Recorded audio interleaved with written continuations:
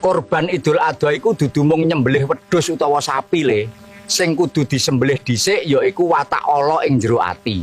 Akeh wong bisa tuku sapi gedhe nanging durung tentu wani nyembelih gumedhe, iri ati lan rasa rumangsa paling bener. Gusti ora mirsani gedhene kewanmu, ora mirsani regane.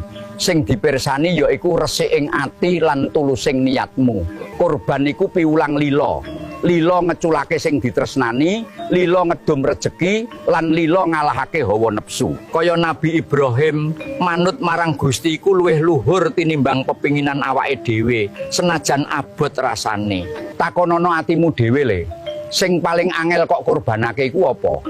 Gengsi, dendam utawa rasa serakah. Aja mung korban kewan nanging ilatmu isih landhep, omonganmu isih natoni lan tumindakmu isih nglarani pepadha. Daging korban dibagekake supaya awake dhewe eling. Rejeki iku titipan, dudu barang pameran kanggo gumedhe. Sing duwe luwih kudu eling marang sing kurang. Sing kuat kudu nyangga sing ringkih, dudu malah ngidak-idak.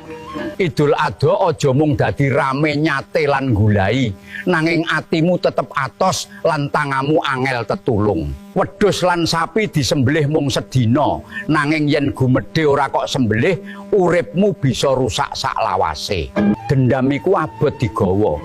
Yen kowe ora gelem ngeculake, sing kesel dudu wong liya, nanging batinmu dhewe. Mula dina iki sinau korban sing sejati, nyuda ego, ngresiki ati lan luwih gampang welas marang pepadha.